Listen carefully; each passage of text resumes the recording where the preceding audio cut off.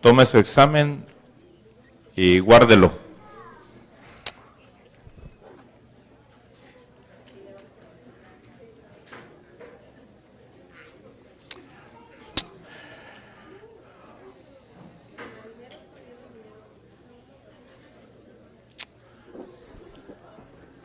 Gloria a Dios, gloria a Dios. Bueno, damos gracias a Dios por este día.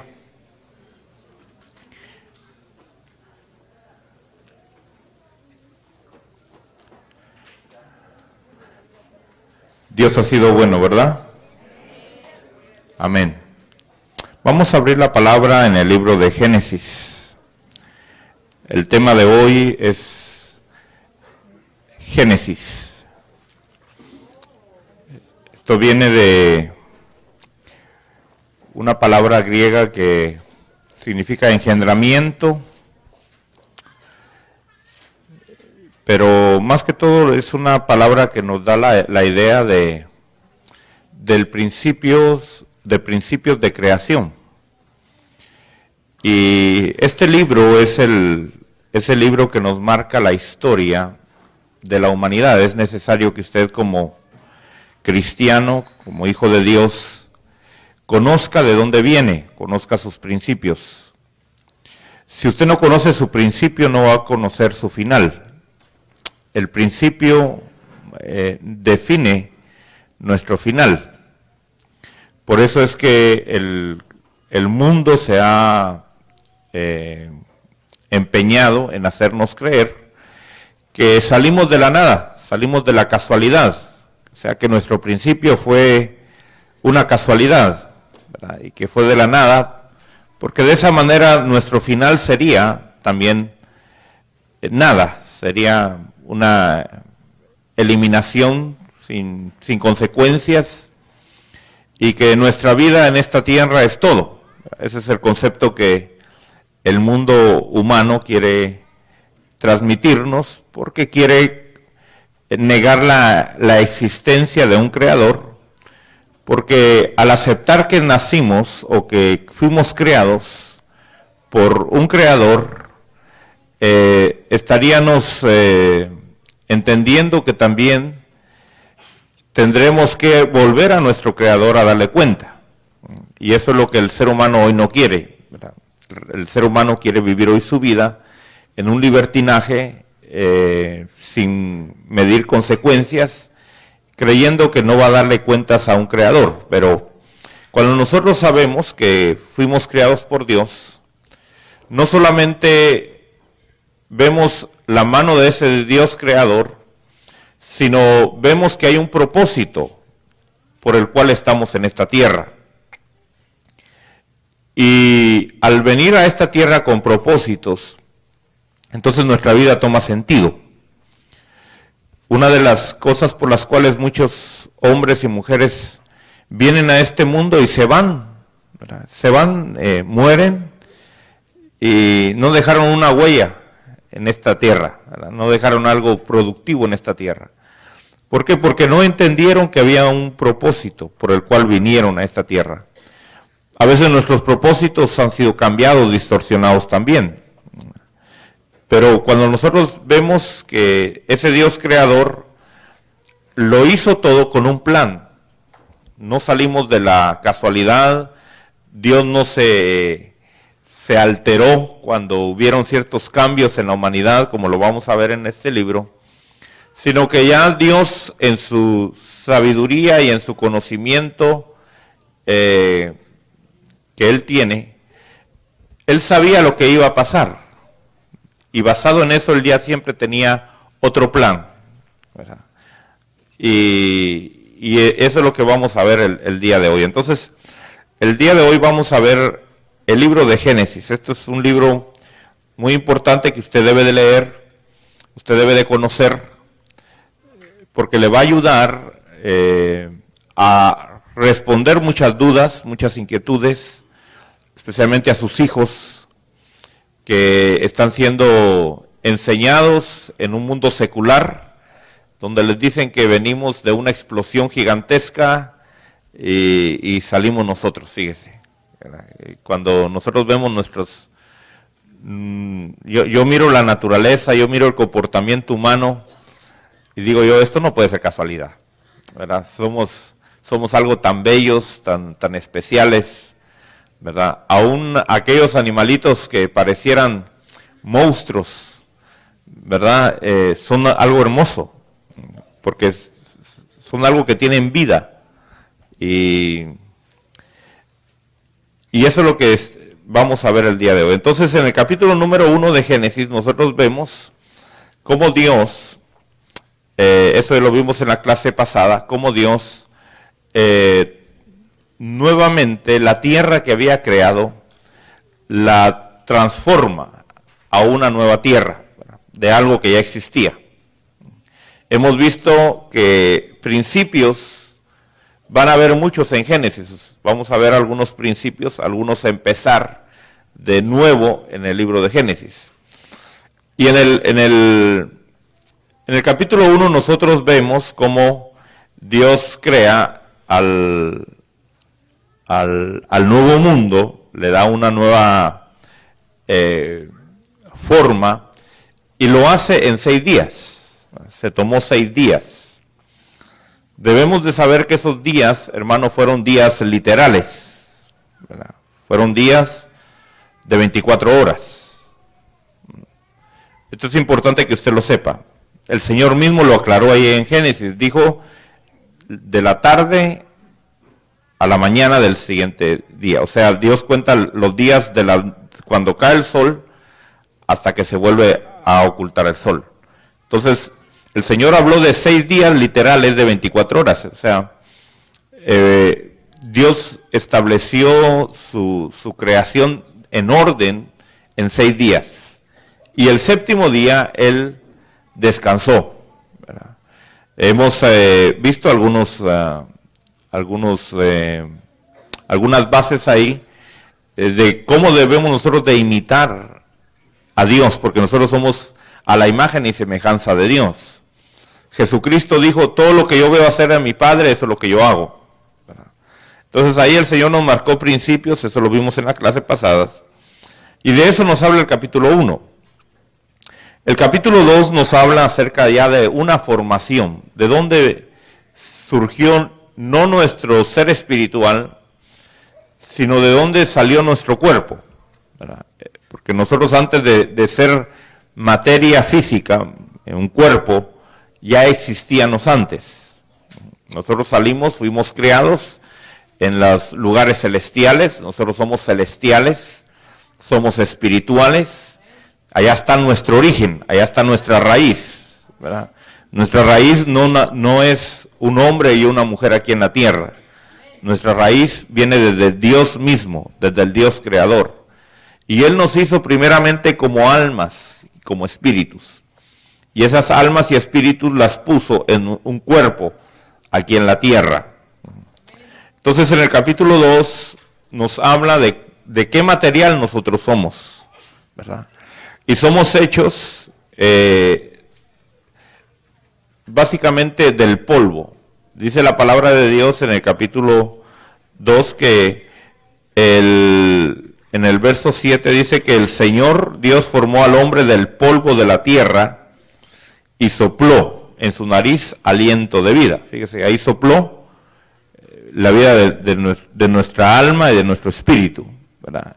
O sea, ahí metió nuestro ser, o Adán le metió su ser espiritual. Lo que ya existía, se lo metió a ese muñeco de polvo que había hecho, ¿verdad? Entonces el hombre viene del polvo, ¿verdad? Por eso cuando uno se muere, pues vuelve otra vez a ser polvo, ¿verdad? De ahí salimos, ahí regresamos otra vez, ¿verdad? Algunos aceleran un poquito el proceso de eso, ahora hay cremaciones, es una forma de que ahora la gente está usando para despedirse de sus seres queridos, ¿verdad? Y de todos modos se tiene que convertir en polvo otra vez, ¿verdad? No sé cómo usted va a desaparecer aunque no es desaparecer totalmente, sino simplemente es una transformación, cómo se va a transformar nuevamente para caer otra vez a ser polvo, ¿verdad? Pero todo eso bonito que usted ve en el espejo todos los días, ¿verdad? Un día se le va a caer la piel, se le va a caer la carne, va a aparecer la calavera, ¿verdad? Y esa calavera poco a poco se va a ir convirtiendo otra vez en polvo, ¿verdad? Porque de ese material venimos. Entonces, el varón fue hecho de polvo, pero la mujer fue sacada de lo que ya estaba formado, ¿verdad? O sea, la mujer fue tomada del varón que ya existía y tomaron una costilla. Entonces la mujer fue formada de un hueso, ¿verdad? Por eso algunos dicen que Adán era un poquito morenito y Adán y Eva era blanca, ¿verdad? Porque ese era su color original, ¿verdad? Pero eso no nos interesa, ¿verdad? De qué color hayamos sido. Yo creo que el ser humano se adapta en su piel de acuerdo al lugar donde habita, ¿verdad? Entonces, en el capítulo 2 vemos acerca de eso, ¿verdad? Pero luego entramos al capítulo 3. Y en el capítulo 3 vemos que aunque Dios había hecho todo perfecto, Dios había hecho todo lindo, sin embargo Dios había establecido que leyes dentro del huerto, ¿verdad? Porque todo lo que Dios crea le pone ley. Esto es algo muy importante que usted debe de saber. Dios establece leyes. Usted ahora como cristiano, usted tiene leyes.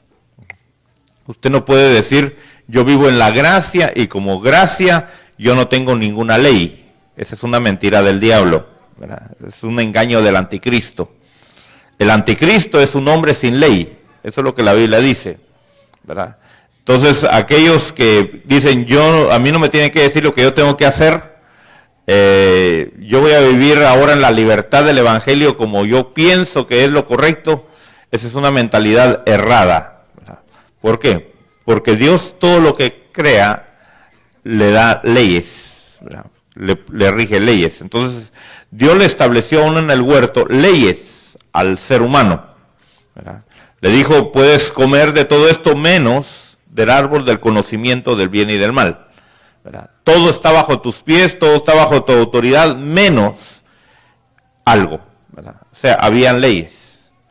Entonces, el hombre desobedeció y quebrantó esa ley. Y entonces, por haber quebrantado esa ley, a través del engaño, fíjese, de otro ser que estaba dentro del huerto, y ese ser era la serpiente. La serpiente fue un animal que fue usado por Satanás. Satanás entró en la serpiente y a través de la serpiente, esa serpiente engañó a Eva. Y uso la palabra engañó, porque la naturaleza del varón y de la mujer son muy diferentes, ¿verdad? La mujer es muy dada a usar sus sentimientos. El varón es muy usado a usar su razonamiento, ¿verdad? O sea, el hombre usa la cabeza, la mujer usa el corazón.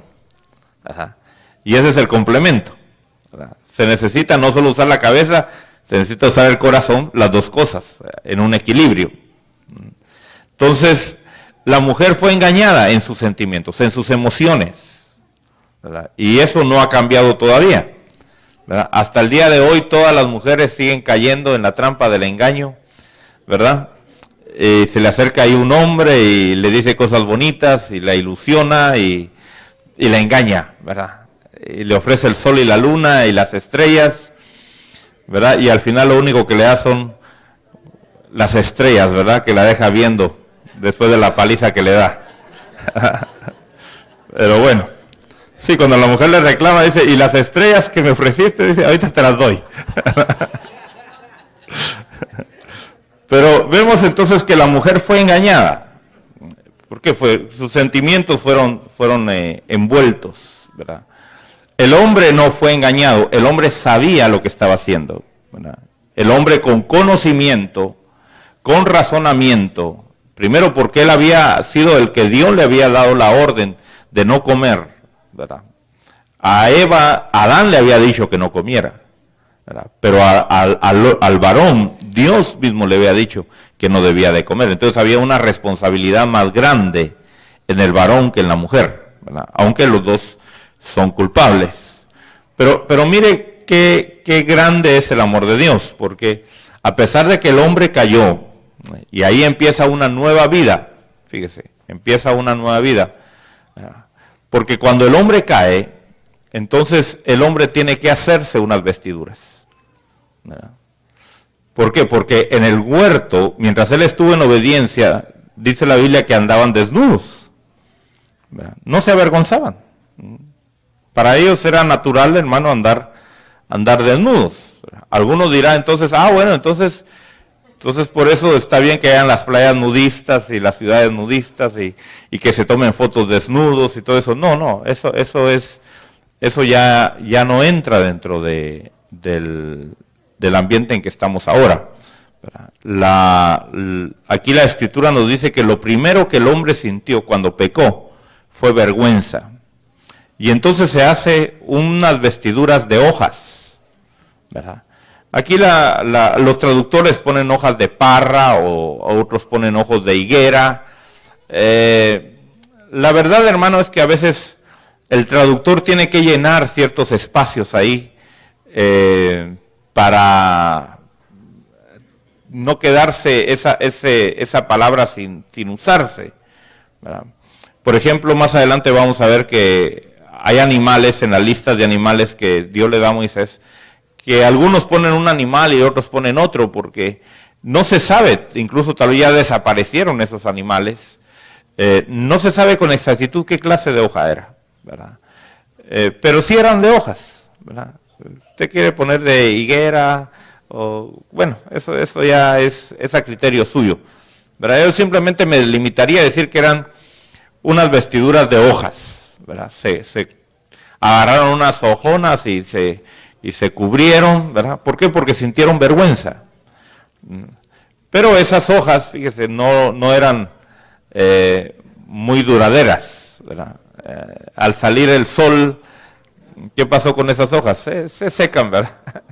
Entonces, Dios les tiene que hacer otras vestiduras.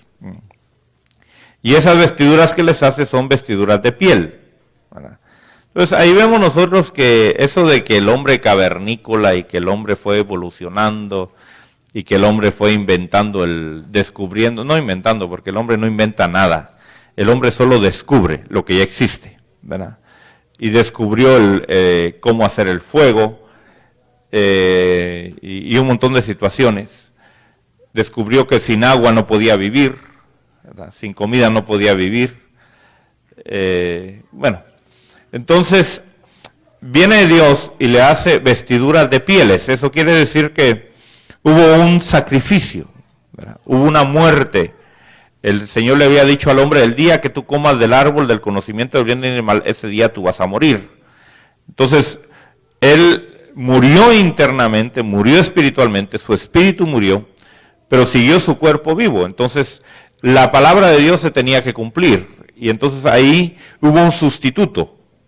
En el huerto del Edén hubo un sustituto. Murió, un animal murió para darles protección, ¿verdad? Para quitar su vergüenza del ser humano. Claro, ese animal representa a nuestro Señor Jesucristo, que nos viene a cubrir con su justicia, a darnos, a quitarnos la vergüenza.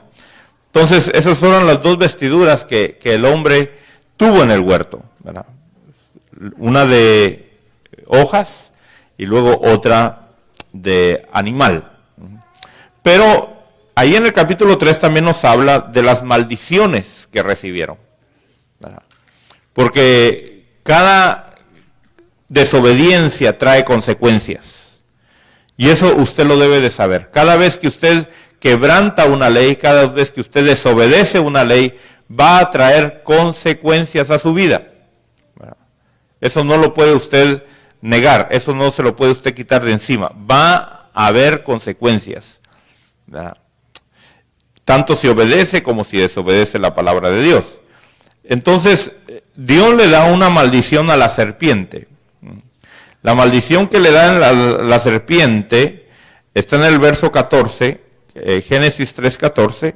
Dice, por cuanto has hecho esto, maldita serás más que todos los animales y más que todas las bestias del campo. Sobre tu vientre andarás. ¿Qué quiere decir eso entonces? Que la serpiente no es como la conocemos ahora, ¿verdad? La serpiente era un animal que no se arrastraba sobre su vientre. De hecho, yo pienso que ha de haber sido un animal muy hermoso, y no solamente muy hermoso, sino la Biblia dice que era muy astuto, ¿verdad? Era muy sagaz, ¿verdad? Los animales tienen razonamiento, ¿verdad? Los animales tienen entendimiento, y este animal, hermano, era muy acelerado en ese sentido. Entonces, le quita, fíjese, el poder, no sé si volaba, no sé si caminaba, pero el punto era que no se arrastraba, porque si hubieras arrastrado, no le dice aquí, esa va a ser tu maldición, ¿verdad? Pero no vamos a entrar en discordia de eso, ¿verdad? Solamente estamos haciendo algunos comentarios acerca de eso. Luego dice, vas a comer polvo todos los días de tu vida, y voy a poner enemistad entre ti y la serpiente, y la mujer, entre ti y la mujer, y entre tu simiente y su simiente, ¿verdad? O sea, es una maldición que cayó sobre la serpiente, ¿verdad? Iba a haber por eso a las mujeres no les gustan las serpientes, ¿verdad? Ajá. Y las serpientes pues tampoco quieren a las mujeres. Pero también a la mujer le da una maldición, le da una maldición, fíjese. Cuando digo maldición es porque algo que no es bueno es maldición. ¿Verdad? Usted debe saber eso. Algo que no es bueno es maldición. ¿Verdad? Y eso debemos de entenderlo como cristianos. Se lo voy a volver a repetir. Algo que no es bueno es maldición.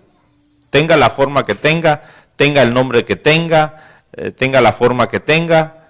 Si no es bueno, es maldición, ¿verdad?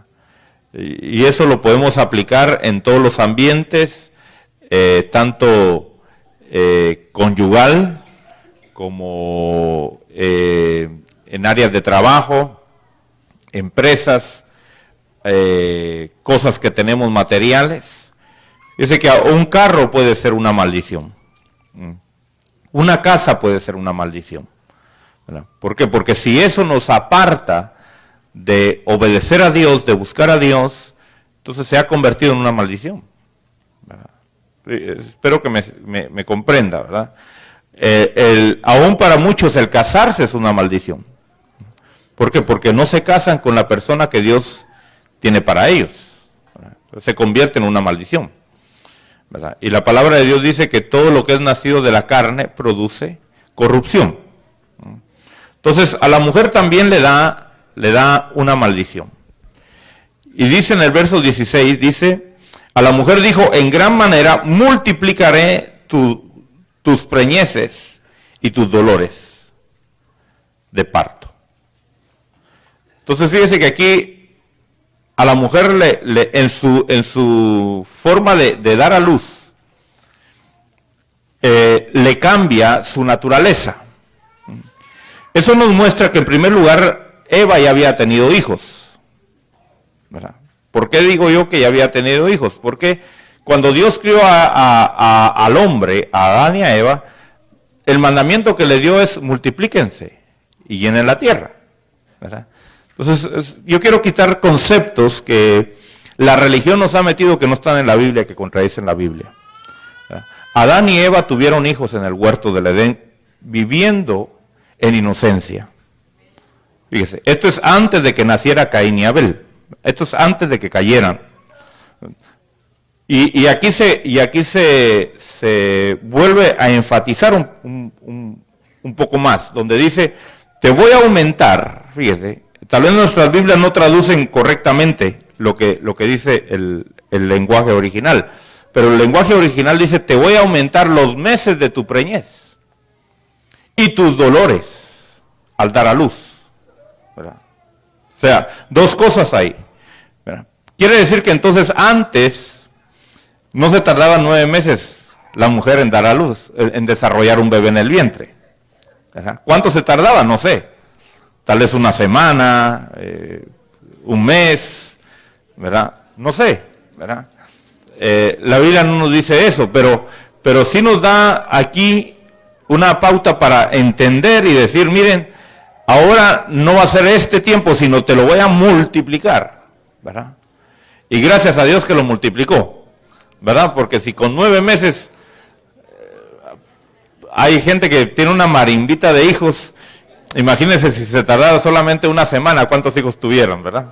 Entonces, aún las maldiciones Dios las convierte en bendición, ¿verdad? Pero no solamente eso, sino que dice, y también voy a aumentar tus dolores en el parto. Quiere decir que Eva sentía dolor, ¿verdad? Cuando iba a dar a luz.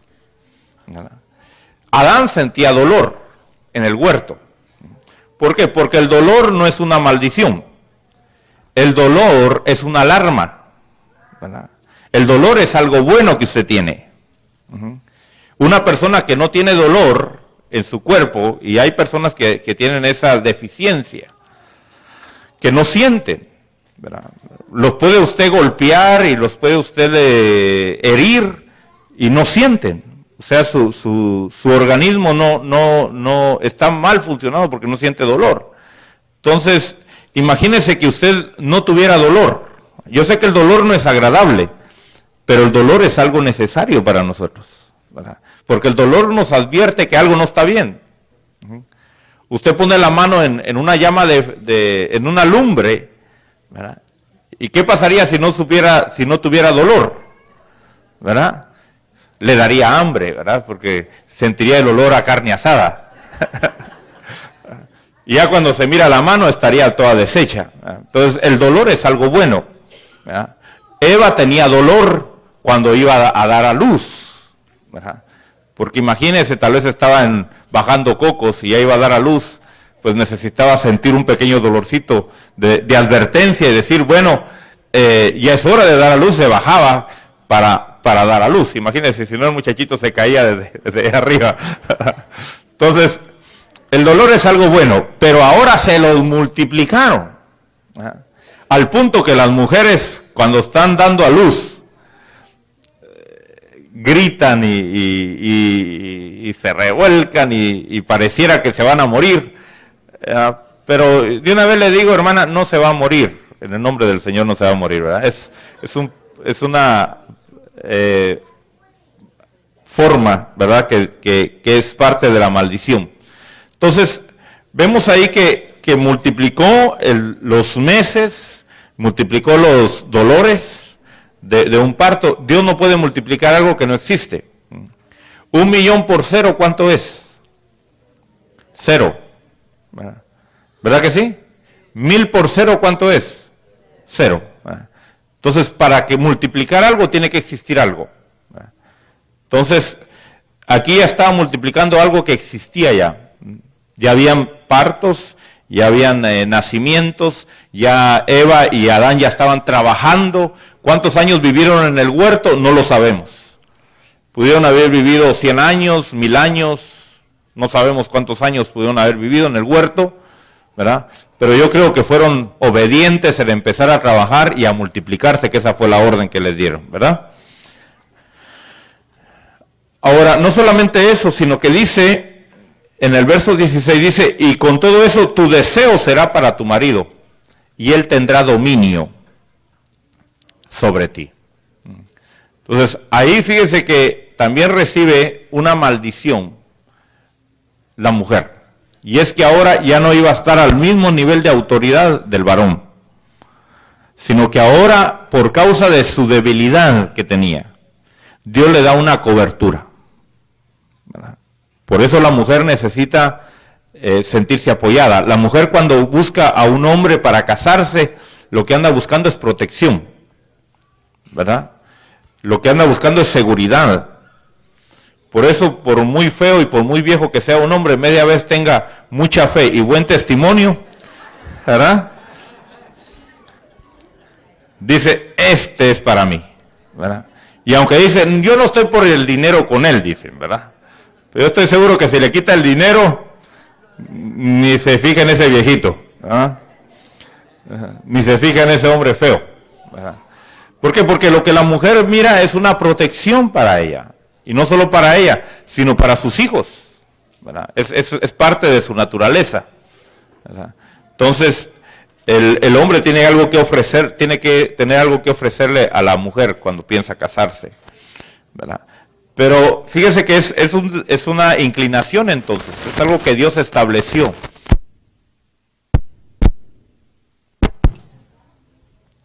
Gloria a Dios. Es algo que Dios estableció en la naturaleza, ¿verdad? Y entonces nosotros ahora vemos que el hombre ha querido cambiar esas leyes que Dios estableció. Por ejemplo, ha dicho con la mentalidad de la liberación femenil. ¿Cuál es la mentalidad de la liberación femenil? Es que la mujer no necesita del varón. Tú puedes sola, mujer. Eso es mentira. Siempre la mujer necesita tener sobre ella una autoridad de cabeza, que sea varón, ¿verdad? Sea quien sea. Sea un padre, sea un pastor, sea un esposo, sea alguien, la mujer necesita sentirse protegida por un varón, ¿verdad? Esa es una ley que existe, ¿verdad? Que Dios estableció. Y eso es para protección de ella, para bendición de ella también. Pero también Adán recibió también su castigo, ¿verdad? También su recompensa por haber desobedecido. Y lo primero que hace, fíjese en el verso 17, es que maldice la tierra. Dice en el verso 17, maldita será la tierra por tu causa. En el verso 18 dice, espinos y abrojos te producirá. Entonces, vemos ahí que la tierra sufrió una transformación ahí. La tierra que ahora nosotros conocemos no es la misma tierra que había al principio, sino que ahora esta tierra empieza a producir espinos, empieza a producir hierba mala, ¿verdad? Como una maldición, fíjese, y como una protección para el ser humano también, porque todo esto es para beneficio del hombre. Dios siguió amando al hombre a pesar de todo esto. ¿Por qué? Porque a través de eso Dios le estaba enseñando al hombre a depender de Dios y no de la naturaleza. El campesino, fíjese, el que trabaja en el campo, tiene una conciencia más cercana con Dios. ¿Por qué? Porque el campesino depende de la lluvia, depende de los tiempos. Nosotros que vivimos aquí en la ciudad, para nosotros es mejor que no llueva, ¿verdad? ¿Cómo se siente usted cuando llueve? Usted que vive en la ciudad, ¿verdad? Que dice, ay, ¿cómo está el día? Malo, ¿por qué está lloviendo? Pregúntele a un campesino cuando llueve, ¿cómo le dice? Buenísimo, porque está lloviendo. ¿Por qué? Porque nosotros dependemos no de la provisión de Dios, sino dependemos de la provisión del hombre, ¿verdad? Mientras que el campesino depende de la provisión de Dios. Entonces, vemos que aún el que la tierra haya sido maldecida, era un beneficio para el ser humano. ¿Por qué? Porque eso lo iba a tener en una relación con Dios, dependiendo de Dios, que eso es lo que Dios busca al final. Pero no solamente eso, dice en el verso 17, con trabajo o con dolor, ¿verdad? Ahí entra también el dolor en el ser humano. Hay personas que uno le pregunta, ¿y usted por qué no trabaja? Es que no me gusta eso. ¿Verdad? No, a la mujer tampoco le gusta dar a luz, ¿verdad? Pero es su trabajo. Entonces, nosotros debemos de saber que Dios ahora ha puesto una maldición en el varón, y es que va a veces a trabajar de lo que no le gusta, ¿verdad? Hay algunos que trabajan de lo que les gusta, ¿verdad? Y eso es no trabajar, ¿verdad? Alguien dijo por ahí, trabaja de lo que te gusta y nunca más en tu vida tendrás que trabajar, ¿verdad? Ahora que se habla, por ejemplo, del deporte y todo eso, hablábamos con unos hermanos y decíamos, a ellos les pagan por jugar, fíjese. ¿A cuánto les gusta jugar? ¿Verdad? Desde niños les gusta jugar a uno, ¿verdad? Imagínense que le pagaran por jugar. Y hay gente que a eso le pagan, ¿verdad? Le pagan por jugar. ¿Por qué? Porque eso le gusta. Entonces, aquí dice, con dolor o con trabajo, vas a comer de ella todos los días de tu vida. Y luego en el verso 19 dice, con el sudor de tu rostro comerás el pan, hasta que vuelvas a la tierra, porque de ella fuiste tomado, pues polvo eres y al polvo volverás. ¿Verdad? Entonces, Dios nos ha llamado a nosotros ahora, por medio de esta maldición, a trabajar. ¿No te gusta de lo que trabajas? Perdón, pero así es la vida. Ajá. Así es la vida. Ahora, vemos aquí en el verso 20 algo que respalda lo que estaba diciendo. Dice, y el hombre le puso por nombre Eva a su mujer, porque ella era la madre de todos los vivientes. ¿Quiénes eran los vivientes? Los hijos que Adán y Eva habían tenido dentro del huerto. Entonces, ahora fíjense que ellos son expulsados. Adán y Eva son expulsados del huerto, les es quitado su reino de la tierra que tenían, pero antes de salir, Adán le llama a todos sus hijos y le dice, miren, aunque ella está caída, sigan reconociendo que ustedes salieron de ella. ¿Verdad? ¿Qué es lo que Dios quiso hacer con esto?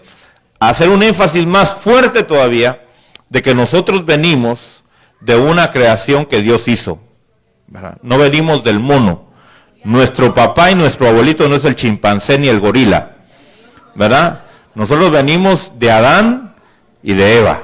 Amén. Eso tiene que quedar sentado en nuestro corazón, ¿verdad? Y que un día nos vamos a morir, ¿verdad? Un día usted va a dejar de ver ese rostro tan lindo que usted tiene todos los días, y usted lo ve y lo admira y lo contempla, ¿verdad? Pero de aquí a unos 50, 100 años, qué horrible va a ser verlo, ¿verdad? Imagínese, a menos que se convierta en unas momias como las de Guanajuato, ¿verdad? Pero aún esas momias, qué horribles son, ¿verdad? Qué feas son, ¿verdad? Así que no se preocupe mucho de este cuerpo. Entonces, Dios los echa del huerto, pero los echa ya con sus vestiduras de pieles. Les quitó las vestiduras de hojas, les pone sus vestiduras de piel, hizo un sacrificio a Dios, porque sin derramamiento de sangre no hay perdón de pecados. Esa es una ley que Dios estableció. Entonces ahí hubo el primer sacrificio. El primer sacrificio se hizo en el huerto del Edén, ¿verdad? Como una representación del sacrificio que Cristo iba a venir a hacer por nuestras vidas. Ahora, luego en el capítulo 4, vemos ahí que Adán y Eva empiezan a tener hijos, pero ya fuera del huerto, ya como caídos. Empiezan a ver ya una descendencia, pero ya estos ya eran diferentes a los que habían nacido en el huerto, ¿verdad? Estos ya eran hijos caídos, ¿verdad? Y ahí dice que hubo uno que se llamó Caín, otro que se llamó Abel. No eran los únicos que existían, ¿verdad? No eran los únicos que existían, porque si nosotros vamos al capítulo 5, fíjese lo que dice en el capítulo 5, y me estoy adelantando un poquito porque está en medio de todo esto. Dice, este es el libro de las generaciones de Adán. El día que Dios crió al hombre, a semejanza de Dios lo hizo. Varón y hembra los crió, y los bendijo y los llamó Adán, el día en que fueron criados. Fíjese. cuando Adán había vivido 130 años. Ahora, aquí está hablando cuando ya habían caído, porque en el huerto no había tiempo, ¿verdad? Entonces ya sujeto a que se iba a convertir en polvo, empiezan a contar sus años. Pero ¿cuántos años tendría Adán ya viviendo en el huerto? No sabemos, ¿verdad? Pero desde que cayeron, desde que salieron del huerto, empieza un nuevo, valga la redundancia, un nuevo principio, ¿verdad? Para el ser humano, para la humanidad. Y ahí empieza entonces Adán a contarse y vivió 130 años, y a los 130 años, dice, engendró a Set. Pero antes de eso, Adán ya había tenido un montón de hijos. Ya había tenido hijos en el huerto, ya había tenido hijos antes, después, o sea, después de la caída, durante 130 años. ¿Usted cree que Adán no tuvo más hijos? Claro que sí, tuvo más hijos, ¿verdad? Ahí se pregunta, ¿y de dónde salió la mujer de Caín? Bueno, de todos los hijos que tuvo Adán y Eva, ¿verdad? Imagínense, estaban llenando la tierra, ¿verdad? Pero esa fue una orden para Adán y para Eva, no fue para usted. Ya usted pare la mano ahí y tenga solo los hijos que pueda mantener, ¿verdad? No le quite el pan a los que ya tienen con hijos que quiere tener más adelante. Ahora dice, fíjese, y aquí cambia la situación, porque dice en el verso 3, dice, cuando Adán había vivido 130 años, engendró un hijo a su semejanza, conforme a su imagen, y le puso Set. Fíjese que aquí no dice que fue conforme a la imagen y semejanza de Dios. Adán y Eva, dice, fueron hechos conforme a la semejanza de Dios. Pero ya esa imagen la había perdido Adán y Eva, y ahora ya habían tenido otra imagen. Ahora estos hijos que tenían ya no salían conforme a la imagen de Dios, sino salían conforme a la imagen de este hombre caído, ¿verdad? Pero aquí lo que me interesa es el verso 4, dice, y los días de Adán, después de haber engendrado a Set, fueron 800 años, y engendró hijos e hijas. Fíjese, dice que engendró también hijas, ¿verdad?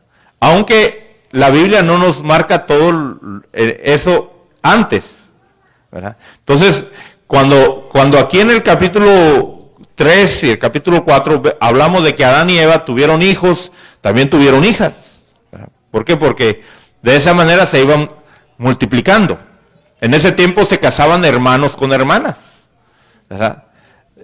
Tíos con tías, perdón, tíos con sobrinas, y así, o sea, se iban juntando entre parientes y de esa manera se iban multiplicando, ¿verdad? Ahora suena un poquito grotesco, pero así es al principio, ¿verdad? Todo tiene lógica en el Evangelio, hermano. Entonces, Dios permite que Adán y Eva empiecen a reproducirse aún después de la caída, y viene Abel y Caín, ¿verdad? Pero resulta que uno de ellos, Caín, trajo a Dios ofrendas, pero las trajo buscando el autosatisfacerse.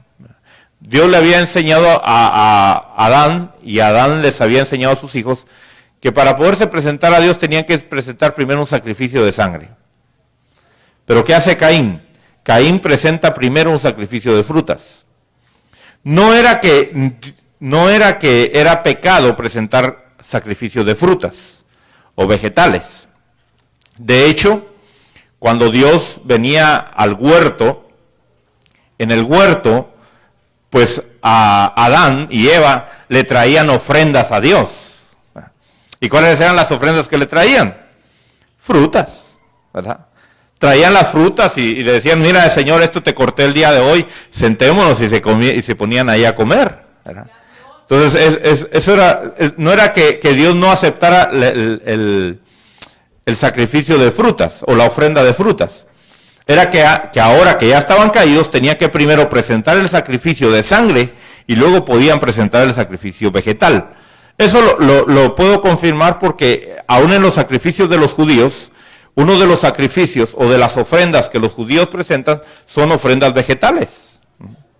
De hecho, ellos presentan ofrendas como el aceite de oliva, ellos presentan la harina, ¿verdad? Ellos presentan espigas, ¿verdad?, como parte de la ofrenda. Pero antes de presentar esas ofrendas, presentaban sacrificios de sangre. O sea, entonces aquí el problema no era que presentó el sacrificio vegetal, sino que debió haber presentado antes el sacrificio de sangre. Mientras que Abel presentó el sacrificio de sangre. Y entonces dice que Dios vio con agrado a Abel y a su ofrenda. Porque primero Dios ve el corazón de uno y Dios después ve lo que uno da. Entonces se enojó Caín porque Dios no lo vio a él con agrado. Y entonces, ¿qué hace? Lo mató. Fíjese que la primera guerra que hubo en la humanidad fue por causa de la fe. Fíjese, esto es importante. De la fe, de la forma en que se adora a Dios. Y eso nos marca, por eso es importante conocer el principio, porque así va a ser el final también. La última guerra, fíjese, la última guerra que va a haber va a ser por causa de la fe. ¿Por qué a nosotros nos odian, hermano? ¿Por qué no nos quieren? Por causa de nuestra fe. Usted puede hablar, hermano, a cualquier lado, usted puede ir a cualquier parte, hablar de Buda, hablar de Mahoma, hablar de Confucio, hablar de que tiene que adorar un gato, qué sé yo, un montón de cosas. Y la gente dice, qué bonito se ve. Pero usted le dice, usted tiene que adorar a Cristo. No. ¿Cómo va a ser eso que vamos a adorar a Cristo? Entonces fíjese, la última guerra va a ser por causa de la fe.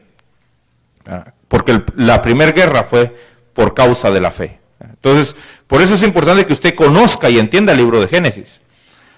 La palabra de Dios dice, ¿qué es lo que será? Lo mismo que ya fue.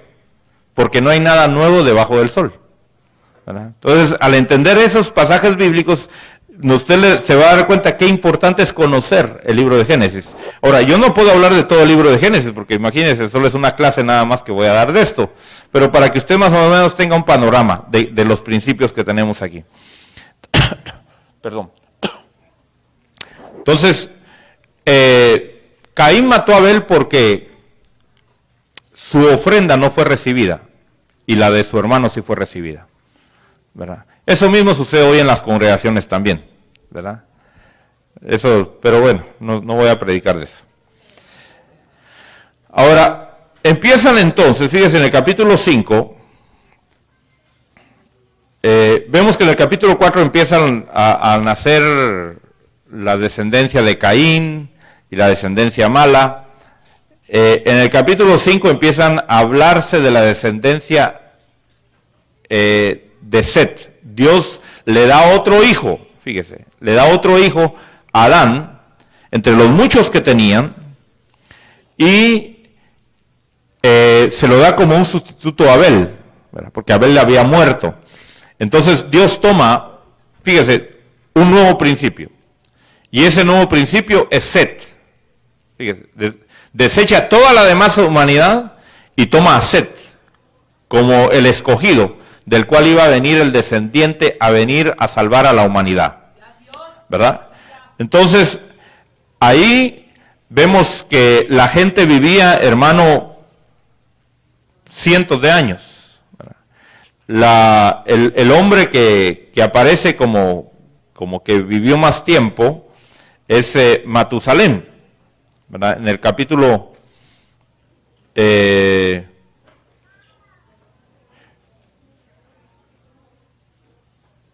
déjame ver, en el capítulo 5, verso 26, dice, y vivió Matusalén 782 años, después de haber engendrado Lamec, y engendró hijos e hijas. El total de los días de Matusalén fueron 969 años, y murió. ¿Verdad? Fíjese. Entonces, 969 años. Pero esto es lo que dice de él, no quiere decir que él fue el hombre que vivió más años. Yo quiero que usted abra su mente a no cerrarse. Dice, pero es que la Biblia dice, miren, no hay otro que haya vivido más. No, la Biblia dice que él vivió esa cantidad de años, pero no dice que vivió más años que todos.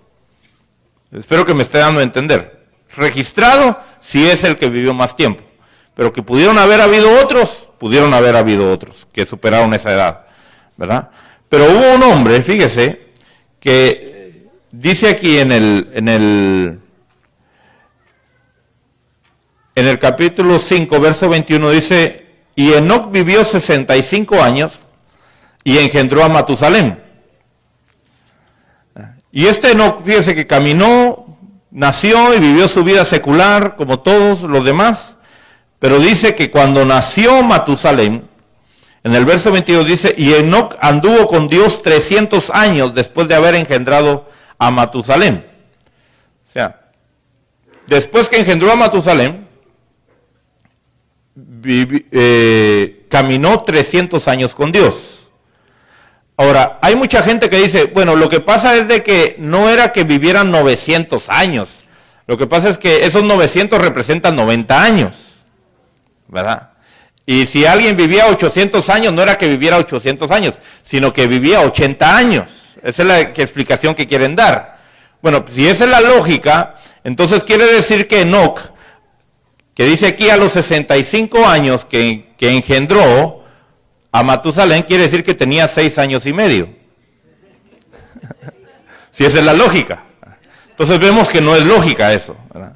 Vemos que estamos hablando de años literales como nosotros los conocemos. O sea, esto es importante que yo lo aclare porque le van a venir con esas filosofías a querer decir, no, es que no eran 900 años, eran 90 años. Lo que pasa es que ahí lo multiplicaban por 10. Bueno, entonces a los 6 años y medio, Enoc tuvo a su hijo, ¿verdad? Bueno, esa es la mentalidad que la gente siempre quiere contradecir la palabra de Dios. Pero yo creo en esta palabra, hermano, que es veraz, ¿verdad? Y lo ha demostrado ser siempre. Pero dice que anduvo con Dios, dice en el verso 24, y desapareció porque Dios se lo llevó. ¿Verdad? Entonces aquí vemos que Dios había establecido que iban a morir los seres humanos, pero a Dios le dijo, no te vas a morir. Y se lo llevó. ¿Verdad? La Biblia registra 2 hombres, óigame bien, 2 hombres que no murieron, que fue Enoc y Elías. Vuelvo a repetir otra vez, eso es lo que la Biblia registra, pero no dice que son los únicos. ¿Cuántos más habrán desaparecido? Es que yo quiero que usted conozca a un Dios, hermano, que se lo puede llevar a usted también, ¿verdad? Y usted no tiene que estar sujeto a los demás y a decir, no, es que Elías porque era Elías, Enoc porque era Enoc. Sí, pero usted porque es usted, ¿verdad? Ese es el mandato que Dios está dando aquí en su palabra, ¿verdad? Entonces, en el capítulo 6, vemos que la maldad empieza a multiplicarse en los seres humanos, ¿verdad? Al punto que dice en el capítulo 6, verso 5, el Señor vio que era mucha la maldad de los hombres en la tierra, y que toda la intención de su pensamiento, de su corazón, era hacer solo el mal, siempre. ¿Usted sabe que a los niños no hay que enseñarles a hacer lo malo? ¿Verdad? A usted no le enseñaron a hacer el mal. ¿Verdad? A usted le enseñaron a perfeccionar el mal, que es otra cosa. ¿Verdad? Pero si usted no hubiera tenido amigos, si usted no hubiera tenido a alguien que le enseñara a hacer el mal, usted lo hubiera hecho de todos modos.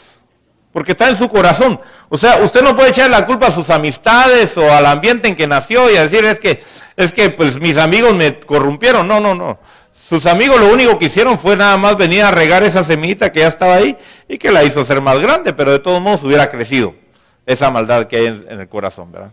Así que debe de saber que sus hijos y sus hijas llevan maldad dentro de ellos. Así que no se asuste, no pegue el grito en el cielo. No diga, ay, pero mi angelito. No, esos angelitos tienen cachitos, ¿verdad? Porque la maldad está dentro de ellos. Amén. Y solamente a través de Cristo Jesús se puede quitar esa maldad. Entonces, Dios, queriendo destruir la humanidad, fíjese, llama a un hombre que se llamó Noé. En el capítulo 6, verso 9 dice que Noé andaba con Dios también. Y eso es lo lindo. Enoc andaba con Dios y se lo llevó. Noé andaba con Dios, pero no se lo llevó. Lo dejó aquí en la tierra. ¿Verdad?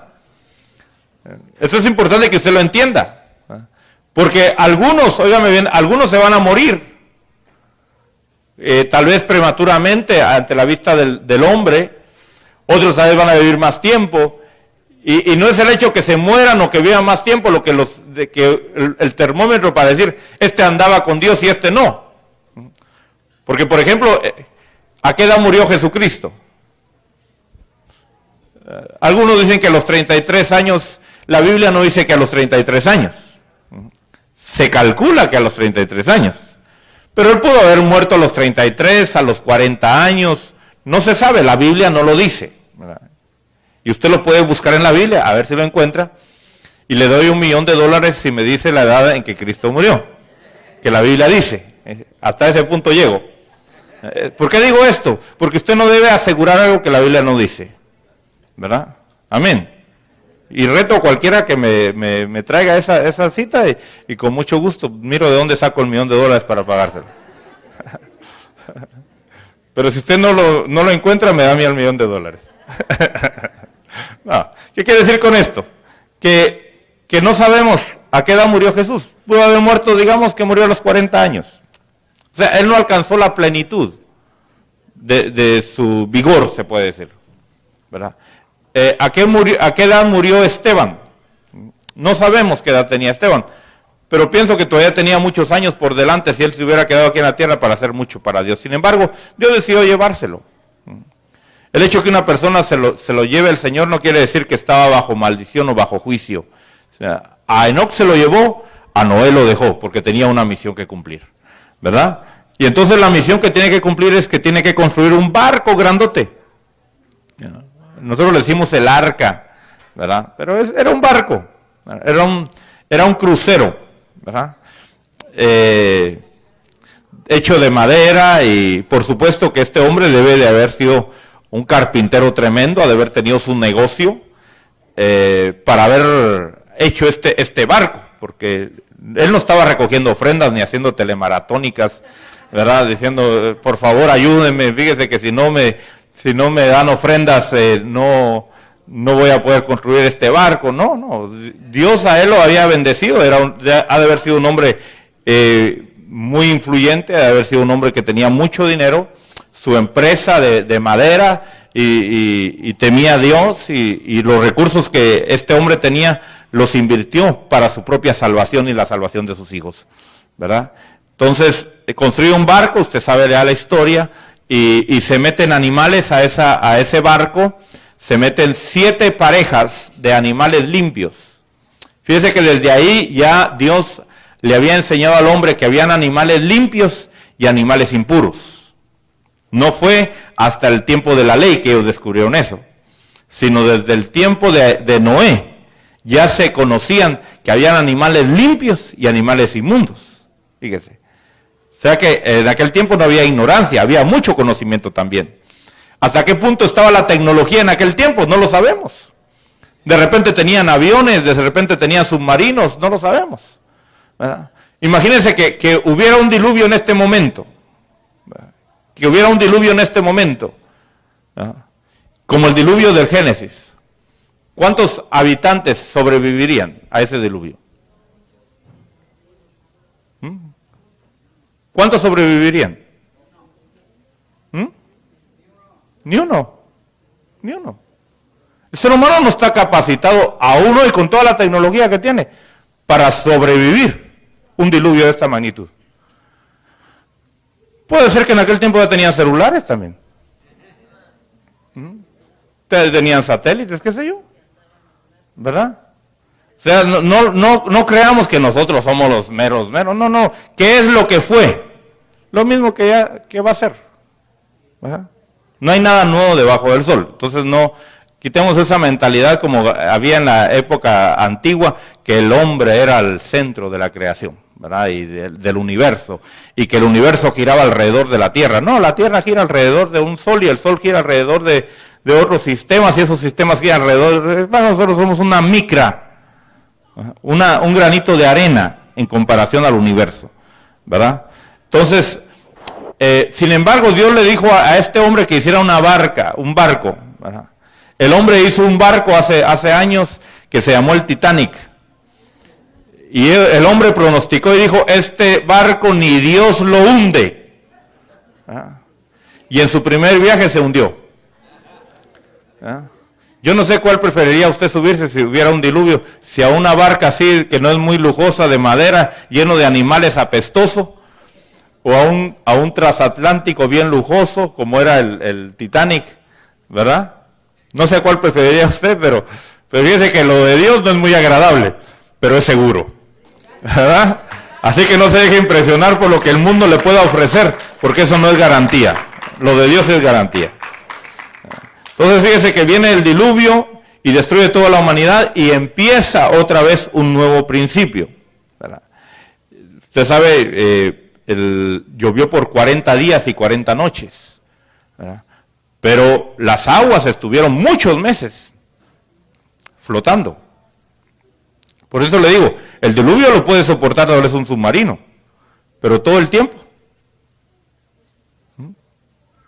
Aún los submarinos de ahora, tarde o temprano se les acabaría la comida o imagínense, qué sé yo, tantas cosas, ¿verdad? El hombre no puede vivir mucho tiempo o no puede sumergirse mucho debajo del agua.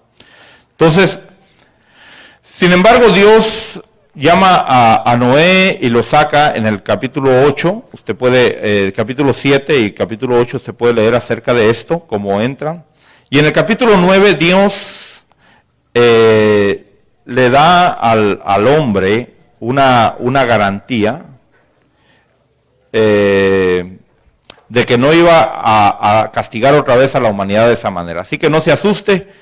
Sí hay promesas que las islas se van a desaparecer. Si usted vive en Puerto Rico, usted vive en Cuba, usted vive en Haití, yo le garantizo, mejor le digo, sálgase de ahí porque esas islas se van a hundir. Si usted vive en las costas, vive en Florida, en Luisiana, en Houston, mejor véngase a Austin a vivir, ¿verdad? Porque todo eso va a ser inundado. Eso está pronosticado en Apocalipsis. Yo lo creo y lo estamos viendo. Pero toda la tierra no va a ser vuelta a castigar. Sino dice en el verso 12, capítulo 9, verso 12, dijo, y Dios dijo, esta es la señal del pacto que hago entre vosotros y yo, y todo ser viviente que está con vosotros por todas las generaciones. Y el pacto era que no iba a haber diluvio. Eso está en el verso 11. Dice, pongo mi arco en las nubes y será por señal del pacto entre yo y la tierra.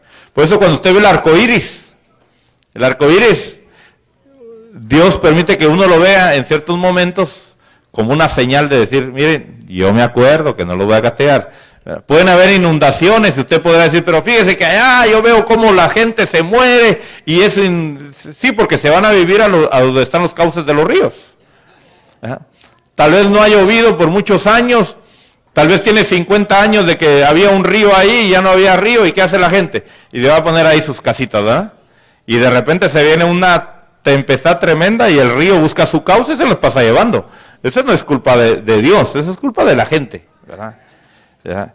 Y que hay de deslaves y todo eso es culpa de la gente también por talar los árboles, ¿verdad? O sea, el mismo hombre ha hecho que la tierra se destruye a sí mismo, ¿verdad? Entonces, en el capítulo 10 empieza la nueva generación de Noé. Quiere decir que usted y yo venimos de Noé, ¿verdad? Su antepasado no solamente es Adán, sino usted puede decir con certeza que Noé es también su antepasado, ¿verdad? Y Noé tuvo 3 hijos, ¿verdad? En el capítulo 10, verso 1 dice que fueron Sem, Cam y Jafet, los hijos de Noé. Y de esos 3 hijos nacieron toda la humanidad que ahora nosotros conocemos. Entonces, en el capítulo 11 Dios habla de cómo Dios separa a toda la humanidad, les confunde las lenguas. Dios es el inventor de los lenguajes. Antes hablaban solo una lengua, ahora Dios les da lenguajes a todos, ¿verdad? Y en el capítulo 12, Dios tiene un nuevo principio con la humanidad, fíjese. Antes había tomado a Set, luego tomó a Noé, otro principio, pero ahora toma otro principio que es tomar a Abraham. Y Abraham en el verso 1, 2 y 3 le da 7 bendiciones a Abraham, ¿verdad? Y usted puede leerlas en su casa, esas 7 bendiciones. Capítulo 12, verso 1, 2 y 3. Y entonces Dios toma a Abraham para hacerlo por medio de él el hombre por el cual iba a venir el Salvador de la humanidad, que es nuestro Señor Jesucristo. Y Abraham se va, deja su tierra, su parentela, y se va a la tierra que Dios le dice. Y estando en la tierra que Dios le dice, en el capítulo 14, verso 18, se encuentra ahí con un sacerdote, que era rey también, ¿verdad? Y dice en el verso 19 del capítulo 14, dice que, 18 dice, entonces Melquisedec, rey de Salem, sacó pan y vino, él era sacerdote del Dios Altísimo, y lo bendijo diciendo, bendito sea Abraham del Dios Altísimo, creador del cielo y de la tierra, y bendito sea el Dios Altísimo que entregó a tus enemigos en tu mano. Y le dio a Abraham el diezmo de todo. Esa es otra cosa que debemos de ver. El diezmo no es algo de la ley. ¿Se da cuenta? Se da cuenta que yo le estoy enseñando que hay cosas que no existían en la ley de Moisés todavía, que ya se vivían antes. Los animales limpios, animales impuros, días de reposo, el descanso que el hombre debe de tener, el ahorro que debe de tener, bueno, un montón de cosas. Ahora aquí habla del diezmo.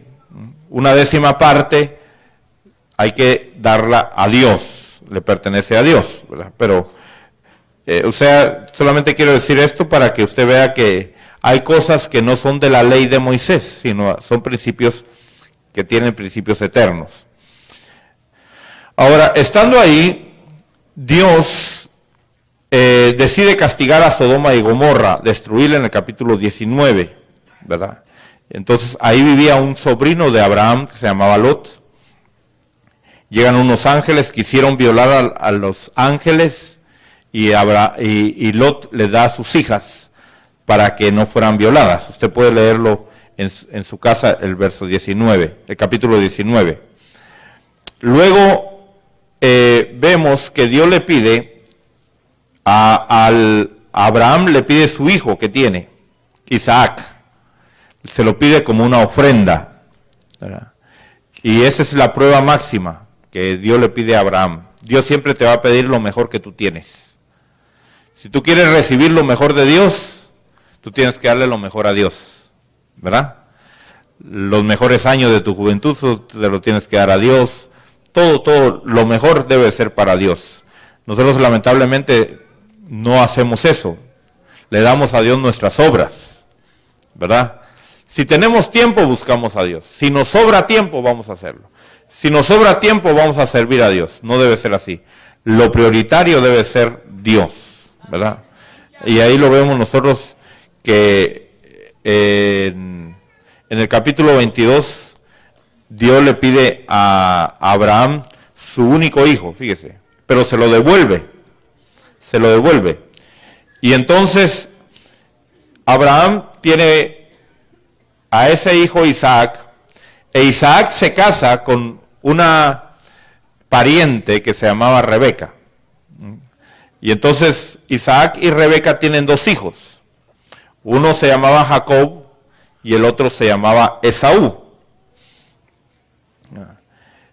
Eso lo vemos en el capítulo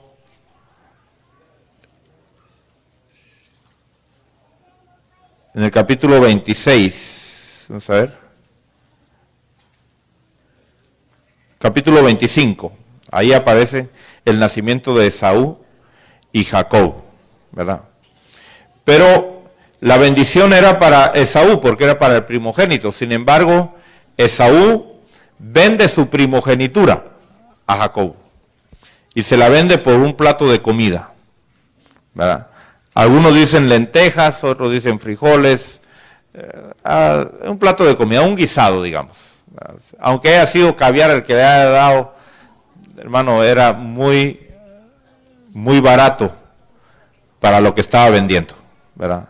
La primogenitura consistía, hermano, en una bendición para él y para su descendencia y un montón de situaciones, ¿verdad? Ahora, Jacob le da, Jacob recibe bendición de su padre, Esaú también recibe bendición de su padre. Y eso lo vamos a ver aquí en el capítulo 27. En el capítulo 27 aparece la bendición que Dios le da a Jacob por medio de su padre. Mire qué importante es recibir bendición de nuestras autoridades. Y luego en el verso 39, siempre del capítulo 27, vemos la bendición que recibe Esaú. Ahora, Jacob se va de su tierra a buscar a su tío Labán. Y este tío tenía dos hijas, una se llamaba Lea y otra se llamaba Raquel. El tío le había dicho que si trabajaba 7 años para él, le iba a dar a su hija Raquel, que era la que él amaba. Pero la costumbre era que primero se tenía que casar la más grande, y la más grande no era muy bonita, era Lea. Y entonces el día de la boda se la cambian. Y en lugar de casarse con Raquel, se casó con Lea. Yo todavía no comprendo, hermano, cómo pudieron haber hecho eso, ¿verdad? Pero ha de haber estado tan borracho este hombre o tan dormido que no se dio cuenta. Hasta el otro día que se despertó, se había dado cuenta que no se había dormido con Raquel, sino con Lea. No sé cómo sucedió eso, pero bueno. Bueno, en aquel tiempo la mujer se cubría y todo el asunto, ¿verdad? Pero mire qué astuto era el suegro para meterle las cosas. Entonces tuvo que trabajar otros 7 años Jacob por la que amaba, ¿verdad? Y tuvo que trabajar otros 6 años por el ganado. En total, Jacob sirvió a su suegro 20 años, ¿verdad? Por sus hijas. Yo no sé cuánto usted trabajó por su esposa, pero algunos se la robaron, ¿verdad? Ni siquiera le han dado las gracias al suegro por la esposa que tienen, ¿verdad? Y por eso no les va muy bien. Y todavía lo odian, y odian a la suegra. Fíjese que eso no debe ser así, ¿verdad? Usted debe de amar a sus suegros como sus propios padres, ¿verdad? Y entonces, fíjese, Dios empieza un nuevo principio con Jacob, ¿verdad? Fíjese, tomó a Abraham, pero de Abraham tomó un nuevo principio, que es el Jacob. Y en Jacob empieza el nuevo principio del pueblo de Israel. Y en el pueblo de Israel, fíjese, Jacob tiene 13 hijos, 12 varones y una mujer. Y de esos 12 varones, Dios establece el reino de Israel, el país de Israel. Y ese es el Israel que ahora nosotros conocemos, ¿verdad? Y así es como vienen en el capítulo,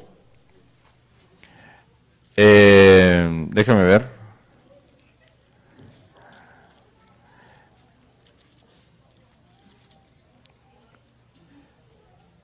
En el capítulo 35,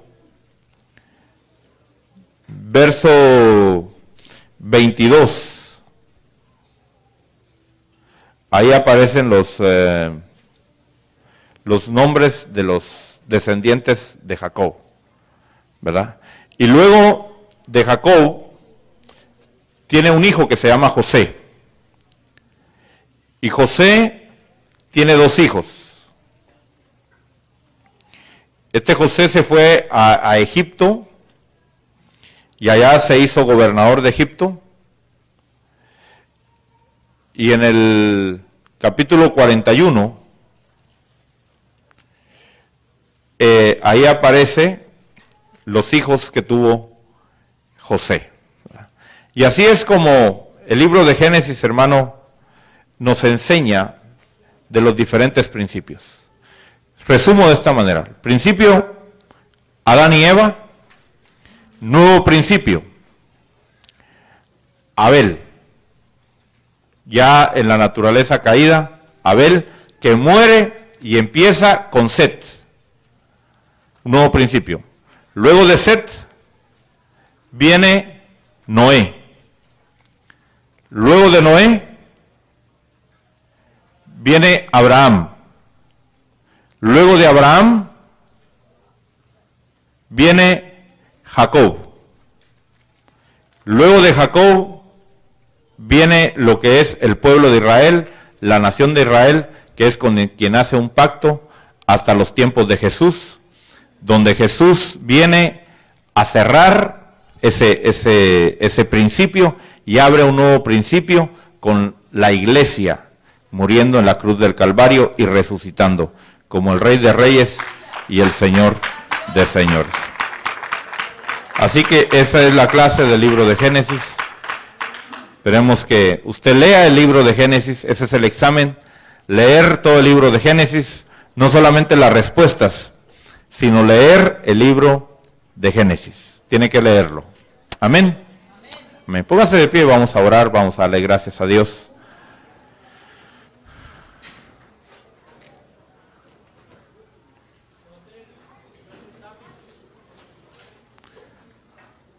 Padre, gracias, te damos gracias, Señor, por la oportunidad que nos das de estar en este lugar. Bendecimos tu nombre, Señor. Gracias porque podemos conocer y aprender más de tu palabra. Danos un corazón entendido para amar tu palabra y saber que a través de tu palabra nosotros tendremos la verdad. Y esa verdad nos hará libres y nos dará, Señor, la gloria que tú tienes preparada para tu pueblo. A través de Jesucristo te damos gracias por tu palabra.